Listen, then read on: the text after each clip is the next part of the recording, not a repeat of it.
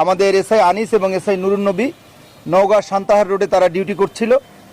এমন সময় এই ডিউটি চলাকালীন সময় আনিসের কাছে জনৈক সিএনজি ড্রাইভার সে বলল যে সান্তাহার টু নাটোর রোডে বেশ কিছু ব্যক্তি ট্রাক সহ অবস্থান করতেছে এবং তারা ডাকাতির প্রস্তুতি নিচ্ছে। অনেক লোকজন দেখেছে এবং এই সংবাদ পাওয়ার সাথে সাথেই আমাদের আনিস অফিসার ইনচার্জের সাথে যোগাযোগ করে এবং অফিসার ইনচার্জ অতঃপর যে অন্যান্য যে মোবাইল টিমগুলো আছে সব টহল টিমগুলিকে ঘটনাস্থলে যাওয়ার জন্য নির্দেশনা দেওয়া হয় এবং 3টা মোবাইল পার্টি একসাথে মুভ করে এবং পুলিশ দল সদর থানার বোয়ালিয়া ইউনিয়নের সান্তাহার টু নাটোর রোডের শাহাপুর শহীদুলের সমিলের পাকা রাস্তায় পৌঁছা মাত্র ডাকাত দল পালিয়ে যাওয়ার চেষ্টা করে এবং এই 3টা দল একসাথে তখন ডাকাত দলকে ঘেরাও করে।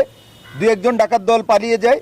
তারা 7 জন আপনার এই ডাকাত দলকে গ্রেফতার করতে সক্ষম হয় এবং ডাকাতির প্রচেষ্টার পাশাপাশি ইন্টারেস্টিংলি তারা আবার বিটিসিএল এর আন্ডারগ্রাউন্ডের যে তার আছে সেগুলিও তারা বিভিন্ন জায়গায় চুরি করে।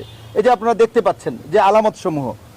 শুধু তাই না, আমরা তাদেরকে যে জিজ্ঞাসাবাদ করেছি সেই জিজ্ঞাসাবাদে জেনেছি যে গত 3 রাত আগের তারা আপনার এই সান্তাহার ওই সমস্ত এলাকায় বিটিসিএল এর আন্ডারগ্রাউন্ডের বিভিন্ন জায়গায় তারা তার চুরির জন্য চেষ্টা করেছে এবং সুযোগ অনুযায়ী তারা ডাকাতিরও চেষ্টা করেছে। আমার বিশ্বাস যে এই অপরাধী চক্র ধরা পড়ায় নওগাঁ এবং পার্শ্ববর্তী এলাকায় রোডে ডাকাতি প্লাস দস্যুতা এগুলি কিছুটা হলেও কমবে।